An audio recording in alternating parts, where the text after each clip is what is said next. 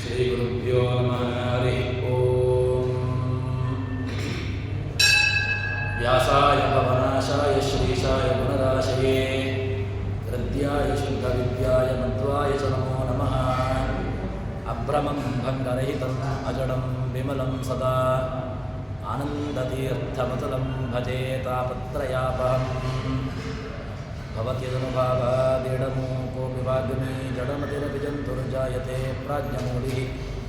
ಸಕಲವಚನಚೇತೋ ದೇವತಾ ಭಾರತೀ ಸಾ ಮಮ ವಚಸಿ ಧತ್ತಾಂ ಸನ್ನಿಧಿಂ ಮಾನಸೇ ಚ. ತಪೋ ವಿದ್ಯಾವಿರಕ್ತ್ಯಾದಿ ಸದ್ಗುಣೋಖಾಕರಾನಹಂ ವಾದಿರಾಜಗುರೋನ್ ವಂದೇ ಹಯಗ್ರೀವಪದಾಶ್ರಯಾನ್. ಮಿಥ್ಯಾಸಿದ್ಧಾಂತದುರ್ಧ್ವಾಂತವಿಧ್ವಂಸನ ವಿಚಕ್ಷಣಃ ಜಯತೀರ್ಥಾಖ್ಯಧರಣಿರ್ಭಸತಾಂ ನೋ ಹೃದಂಬರೆ. ಅರ್ಥಿಕಲ್ಪಿತಕಲ್ಪೋಯಂ ಪ್ರತ್ಯರ್ಥ್ಯಗಜಕೇಸರಿ ವ್ಯಾಸತೀರ್ಥಗುರುರ್ಭೂಯಾತ್ ಅಸ್ಮದಿಷ್ಟಾರ್ಥಸಿದ್ಧಯೇ. ದುರ್ವಾದಿಧ್ವಾಂತರವೇ ವೈಷ್ಣವೀಂ ದೇವರೇಂದವೇ ಶ್ರೀರಾಘವೇಂದ್ರಗುರವೇ ನಮೋ ಅತ್ಯಂತದಯಾಲವೇ. ಬ್ರಹ್ಮಚರ್ಯ ಹರಿಪ್ರೀತಿ ಸುವಿದ್ಯಾವಾದಶಾಲಿನಃ ಇಷ್ಟದಾನ್ ಕಷ್ಟಹರ್ತೃನ್ನಃ ವಿದ್ಯಾಮಾನ್ಯಾನ್ ಮುನೀನ್ ನುಮಃ. ಶ್ರೀಗುರುಭ್ಯೋ ನಮಃ. ಹರಿ ಓಂ. ಜಗನ್ನಾಥದಾಸರು ಹರಿಕಥಾಮೃತಸಾರದಲ್ಲಿ ಇತರ ದೇವತಾ ಉಪಾಸನೆಯನ್ನು ನಡೆಸಿದರೆ ಏನು ಅನರ್ಥವನ್ನು ಜೀವನು ಪಡೆದುಕೊಳ್ಳುತ್ತಾನೆ ಅಂತ ವಿಚಾರವನ್ನು ಹೇಳ್ತಾ ಇದ್ದಾರೆ. ಈ ವಿಚಾರವನ್ನು ಆಚಾರ್ಯರು ನಮಗೆ ಕೃಷ್ಣಾಮೃತ ಮಹಾರ್ಣವದಲ್ಲಿಯೂ ಕೂಡ ಈ ವಿಚಾರವನ್ನು ತಿಳಿಸಿಕೊಟ್ಟಿದ್ದಾರೆ. ವಾಸುದೇವಂ ಪರಿತ್ಯಜ್ಯ ಯೋ ಅನ್ಯಂ ದೇವೋಪಾಸತೆ ತ್ಯಕ್ತ್ವಾ ಅಮೃತಂ ಸಮೂಢಾತ್ಮ ಭುಕ್ತೆ ಹಾಲಾಹಲಂ ವಿಷಂ ಎಂಬಂತಹ ಒಂದು ಮಾತಿನ ಮೂಲಕವಾಗಿ ಇತರ ದೇವತಾ ಉಪಾಸನೆಯನ್ನು ನಡೆಸಿದರೆ ಏನಾಗ್ತದೆ ಅಂತ ಕೇಳಿದ್ರೆ ತ್ಯಕ್ತ್ವಾ ಅಮೃತಂ, ಒಂದು ಒಳ್ಳೆಯ ಅಮೃತ ಕೈಯಲ್ಲಿದೆ, ಆ ಅಮೃತವನ್ನು ಬಿಟ್ಟು ಯಾವುದೋ ಹಾಲಾಹಲ ವಿಷವನ್ನು ತೆಗೆದುಕೊಂಡರೆ ಏನು ಅನರ್ಥವಾಗುವುದೋ ಆ ರೀತಿಯಾದಂತಹ ಇತರ ದೇವತಾ ಉಪಾಸನೆಯನ್ನು, ಇತರ ದೇವತಾ ಆರಾಧನೆಯನ್ನು ಸರ್ವೋತ್ತಮತ್ವೇನ ಇತರ ದೇವತಾ ಆರಾಧನೆಯನ್ನು ಮಾಡಬಾರದು ಎಂಬುದನ್ನು ಹೇಳಿದ್ದಲ್ಲ. ಯಾಕೆಂತಂದರೆ ಇತರ ದೇವತಾ ಆರಾಧನೆಯನ್ನು ಆಚಾರ್ಯರು ನಮಗೆ ತೋರಿಸಿಕೊಟ್ಟಿದ್ದಾರೆ. ತಂತ್ರಸಾರದಲ್ಲಿ ಇತರ ದೇವತಾ ಪ್ರತಿಷ್ಠೆಯ ಸಂದರ್ಭದಲ್ಲಿ ಹೇಗೆ ನಾವು ಅಲ್ಲೇ ಪ್ರತಿಷ್ಠಾದಿಗಳನ್ನು ಮಾಡಬೇಕು, ಅದರಲ್ಲಿ ಭಗವಂತನನ್ನು ಯಾವ ರೀತಿಯಾಗಿ ಚಿಂತನೆ ಮಾಡಬೇಕು, ಗೋಳಕತ್ರಯ ಚಿಂತನೆ ಇತ್ಯಾದಿಗಳ ಒಂದಷ್ಟು ವಿಚಾರಗಳನ್ನು ಜಗನ್ನಾಥದ ಆಚಾರ್ಯರು ನಮಗೆ ತಿಳಿಸಿಕೊಟ್ಟಿದ್ದಾರೆ. ಅಂತಹ ಭಕ್ತಿಂ ಕೃತ್ವಾನ್ಯದೇವೇಶು ಬ್ರಹ್ಮರುದ್ರಾದಿಕೇಶ್ವಪಿ ಸರ್ವೋತ್ಕರ್ಷಂ ಅವಿಜ್ಞಾಯ ವಿಷ್ಣೋರ್ಯಾದಿತಮೋಧ್ರುವಂ ಅಂತ ಹೇಳಿಕೊಂಡು ಆಚಾರ್ಯರು ತಂತ್ರಸಾರದಲ್ಲಿ ನಮಗೆ ಹೇಳಿರತಕ್ಕಂತಹ ಮಾತು ಏನು ಅಂತ ಕೇಳಿದ್ರೆ, ಭಕ್ತಿಂ ಕೃತ್ವ ಅನ್ಯದೇವೇಶು, ಅನ್ಯದೇವತೆಯಲ್ಲಿ ಭಕ್ತಿಯನ್ನು ಮಾಡಿ ಯಾರು ಬ್ರಹ್ಮಾದಿಗಳಲ್ಲಿ ರುದ್ರಾದಿಗಳಲ್ಲಿ, ಯಾಕೆಂದರೆ ಬೇರೆ ಬೇರೆ ಮತಗಳಿದೆ. ಸೌರ ಮತ ಇದೆ, ಕಾಣಪಥ ಮತ ಇದೆ, ಶಾಕ್ತ ಮತ ಇದೆ, ಹೀಗೆ ಬೇರೆ ಬೇರೆ ಮತಗಳಿದೆ. ಆ ಎಲ್ಲ ಮತಗಳಲ್ಲಿಯೂ ಕೂಡ ತತ್ತದ್ ದೇವತೆಗಳನ್ನೇ ಏನು ಅವರೇ ಸರ್ವೋತ್ತಮ ಎಂಬಂತಹ ಒಂದು ರೀತಿಯಲ್ಲಿ ಅದನ್ನು ಹೇಳಿದ್ದಾರೆ. ಆದರೆ ಇದಕ್ಕೆ ನಮಗೆ ಬ್ರಹ್ಮಸೂತ್ರದಲ್ಲಿ ಸಮಯ ಭಾಗದಲ್ಲಿ ಒಂದಷ್ಟು ಬೇರೆ ಬೇರೆ ಸಮಯಗಳನ್ನು ವಾದಗಳನ್ನು ಬೇರೆ ಬೇರೆ ಎಲ್ಲ ಮತಗಳನ್ನು ನಿರಾಕರಣೆ ಮಾಡಿ ಯಾರನ್ನು ಸರ್ವೋತ್ತಮತ್ವೇನ ಚಿಂತನೆ ನಡೆಸಬೇಕು, ಯಾರು ಸರ್ವೋತ್ತಮ ಎಂಬಂತಹ ವಿಚಾರವನ್ನು ಅದರಲ್ಲಿ ಹೇಳಿದ್ದಾರೆ.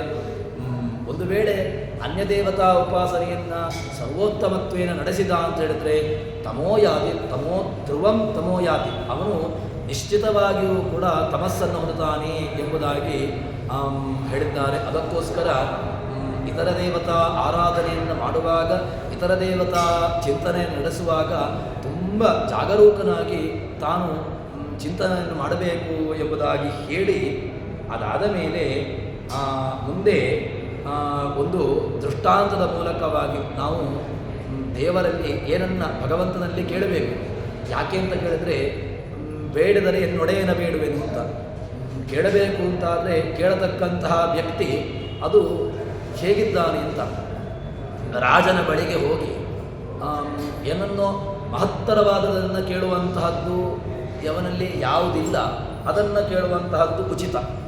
ಇಲ್ಲ ಯಾವುದೋ ಒಂದು ಕ್ಷುದ್ರವಾದದನ್ನು ಕೇಳಿದರೆ ಅದನ್ನು ಯಾವ ರೀತಿಯಾಗಿ ಆಗ್ತದೋ, ಭಗವಂತನಲ್ಲಿಯೂ ಕೂಡ ಕ್ಷುದ್ರವಾದಂತಹ ಯಾವುದೋ ಲೌಕಿಕ ಕಾಮನೆಗಳನ್ನು, ಲೌಕಿಕವಾದಂತಹ ಇಚ್ಛೆಗಳನ್ನು, ತನ್ನ ವಾಂಛೆಗಳನ್ನು ಪೂರೈಸಿಕೊಳ್ಳೋದಕ್ಕೋಸ್ಕರವಾಗಿ ಯಾವುದನ್ನೂ ಕೇಳಿದ ಅಂತ ಹೇಳಿದರೆ ಆವಾಗ ಹೇಗಾಗ್ತದೆ ಅಂತ ಕೇಳಿದರೆ ಅದನ್ನು ತಿಳಿಸಿಕೊಡ್ತಾರೆ. ಶೋಣಿಪತಿ ಸುತನೆನಿಸಿ ಕೈ ದುಗ್ಗಾಣಿಗೊಡ್ಡುವ ತೆರದಿ ಸುಮನಸ ಥೇನು ಮನೆಯೊಳಗಿರಲು ಗೋಮಯ ಬಯಸುವಂಥದಲ್ಲಿ ವೇಣುಗಾನ ಪ್ರಿಯನ ಆಹಿಕ ಸುಖಾನುಭವ ಬೇಡದಲೇ ಲಕ್ಷ್ಮೀ ಪ್ರಾಣನಾಥನ ಪಾದಭಕ್ತಿಯ ಬೇಡು ಕೊಂಡಾಡು ಹೇಳ್ತಾರೆ. ಬಹಳ ಒಂದು ಅತ್ಯದ್ಭುತವಾದಂತಹ ದೃಷ್ಟಾಂತವನ್ನು ತಿಳಿಸುವ ಮೂಲಕವಾಗಿ ನಮಗೆ ಅರ್ಥವನ್ನು ಮಾಡಿಸ್ತಾರೆ.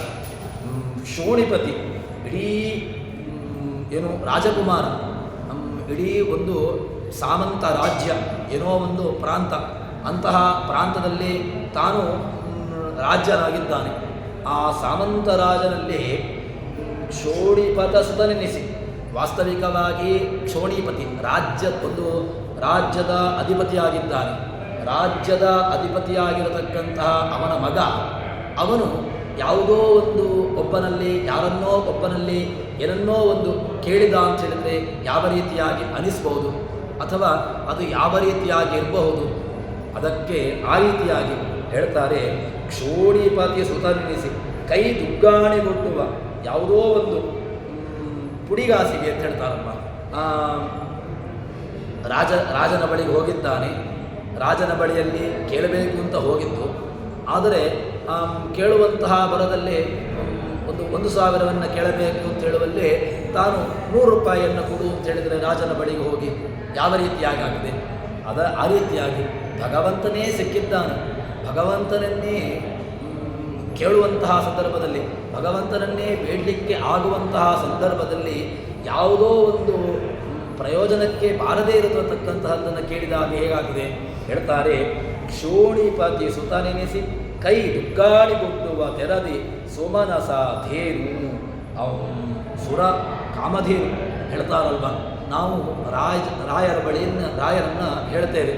ನಾವು ನಿತ್ಯದಲ್ಲಿಯೂ ಕೂಡ ಸ್ತೋತ್ರವನ್ನು ಮಾಡುವಂತಹ ರಾಯರು, ಪೂಜ್ಯಾಯ ರಾಘವೇಂದ್ರಾಯ ಸತ್ಯ ಧರ್ಮ ರತಾಯ ಚ ಭಜತಾಂ ಕಲ್ಪವೃಕ್ಷಾಯ ನಮತಾಂ ಕಾಮಧೇನವೇ ಅಂತ.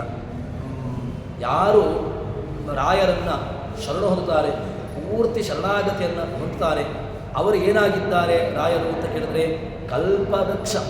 ಕೇಳಿದ್ದನ್ನು ಕೊಡುವಂತಹ ಸಾಮರ್ಥ್ಯ ರಾಯರಿಗಿದೆ.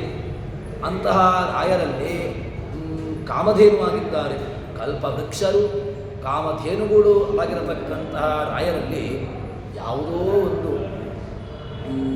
ಒಂದು ಇಚ್ಛೆಯನ್ನು ಬಯಸಿಕೊಂಡು ತನ್ನ ಮನಸ್ಸಿನ ಕ್ಷುದ್ರವಾದಂತಹ ಆಸೆಯನ್ನು, ಕ್ಷುದ್ರವಾದಂತಹ ಇಚ್ಛೆಯನ್ನು ಅನುಸರಿಸಿಕೊಂಡು ರಾಯರನ್ನು ಕೇಳಿದಾಗ ಹೇಗಾಗ್ತದೆ, ಅದಕ್ಕೆ ಆ ರೀತಿಯಾಗಿ ಆ ಒಂದು ದೃಷ್ಟಾಂತವನ್ನು ನಮಗೆ ಹೇಳ್ತಾರೆ.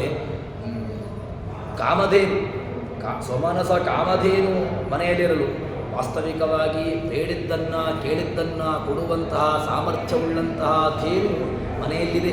ಕಾಮಧೇನು ತನ್ನ ಮನೆಯಲ್ಲಿದೆ. ಅಂತಹ ಕಾಮಧೇನು ಕೇಳಿದ್ದನ್ನು ಕೊಡಲಿಕ್ಕೆ ಸಾಮರ್ಥ್ಯವುಳ್ಳಂತಹ ಧೇನು ತನ್ನಲ್ಲಿದ್ದರೂ ಕೂಡ ಯಾರದ್ದೋ ಒಂದು ಪುಡಿಗಾಸಿಗೋಸ್ಕರವಾಗಿ ತನ್ನ ಲೌಕಿಕವಾದಂತಹ ಮನಸ್ಸಿನ ವಾಂಛೆಯನ್ನು, ಇಚ್ಛೆಯನ್ನು ತಾನು ಪರಿಪೂರ್ಣ ಮಾಡಿಕೊಳ್ಳುವುದಕ್ಕೋಸ್ಕರವಾಗಿ ಯಾರದ್ದೋ ಬಳಿಯಲ್ಲಿ ಕೇಳಿದಾಗ ಹೇಗಾಗ್ತದೋ ಅದೇ ರೀತಿಯಾಗಿ ಹೇಳ್ತಾರೆ. ವೇಣುಗಾನ ಪ್ರಿಯನ ಆಹಿಕ ಸುಖಾನುಭವ. ಭಗವಂತ ಏನಾಗಿದ್ದಾನೆ ಕೇಳಿದ್ರೆ ಏನನ್ನು ಬೇಕಾದರೂ ಕೊಡುವಂತಹ ಸಾಮರ್ಥ್ಯವುಳ್ಳವನು ಭಗವಂತ. ಯಾಕೆ ಅಂತ ಕೇಳಿದ್ರೆ ಮೋಕ್ಷವನ್ನೇ ಕೊಡುವಂತಹ ಸಾಮರ್ಥ್ಯವುಳ್ಳವನು ಭಗವಂತ. ಕೇಳಿದ್ದನ್ನು ಕೊಡುವಂತಹ ಯಾವುದನ್ನೂ ಕೂಡ ಮೋಕ್ಷಕ್ಕಿಂತ ಮಿಗಿಲಾದಂತಹದ್ದು ಇನ್ಯಾವುದಿದೆ? ನಾವು ಕೇಳುವಂತಹದ್ದು ಸುಖ. ಸುಖದ ಕೊನೆಯಲ್ಲಿಯೇ ಕೇಳಿದರೆ ಅದು ಮೋಕ್ಷ. ಮೋಕ್ಷಕ್ಕಿಂತ ಭಿನ್ನವಾದಂತಹ, ಮೋಕ್ಷಕ್ಕಿಂತ ಮಿಗಿಲಾದಂತಹ ಸುಖ ಇನ್ನೊಂದಿಲ್ಲವೇ ಇಲ್ಲ.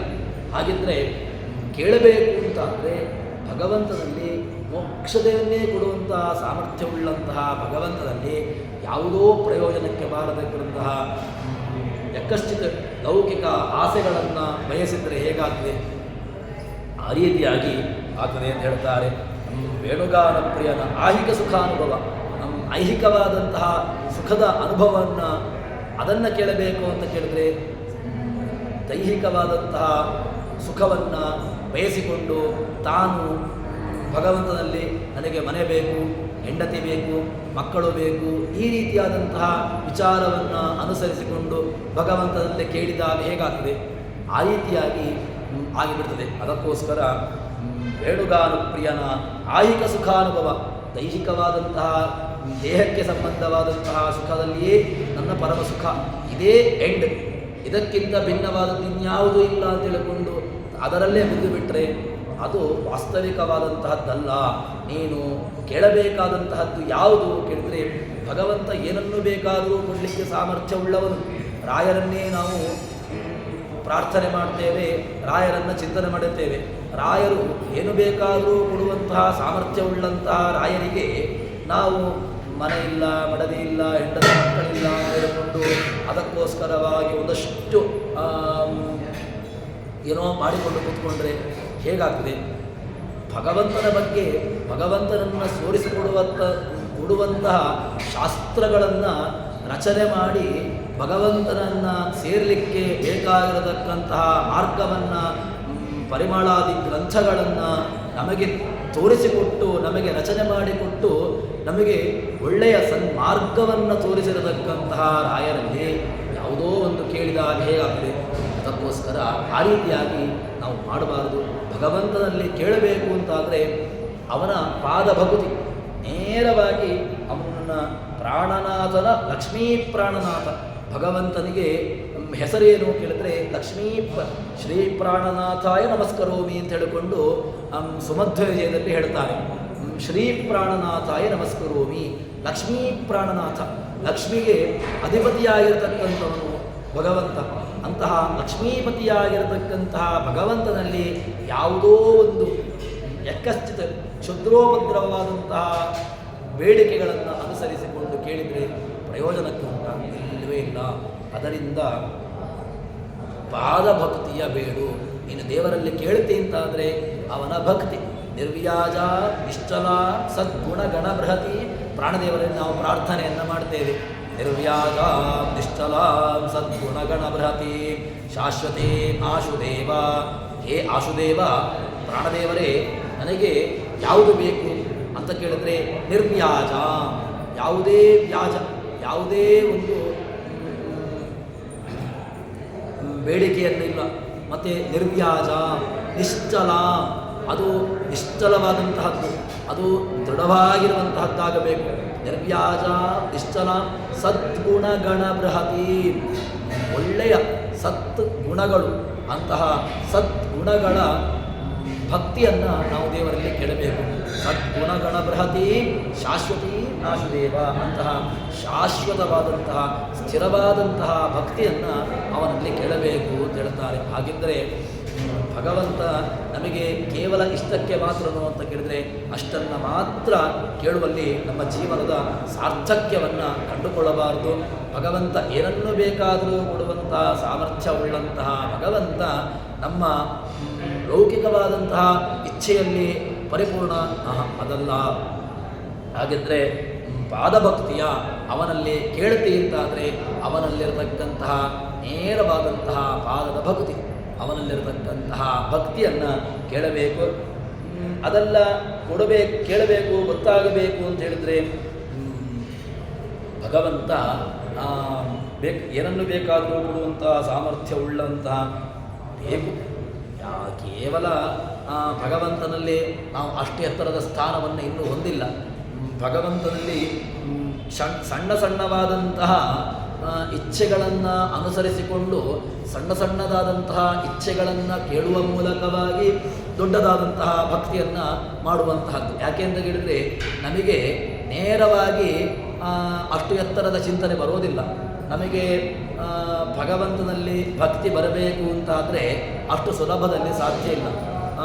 ಮತ್ತೇನು ಕೇಳಿದ್ರೆ ಭಗವಂತನಲ್ಲಿ ಭಕ್ತಿ ಬರೋದು ಹೇಗೆ ಅಂತ ಕೇಳಿದ್ರೆ ಮಹಾತ್ಮ್ಯ ಜ್ಞಾನಪೂರ್ವಸ್ತು ಸುದೃಢ ಸರ್ವತೋಧಿಕ ಸ್ನೇಹೋ ಭಕ್ತಿರಿತಿ ಪ್ರೋಕ್ತ ಅಂತ ಹೇಳಿಕೊಂಡು ಹೇಳ್ತಾರೆ.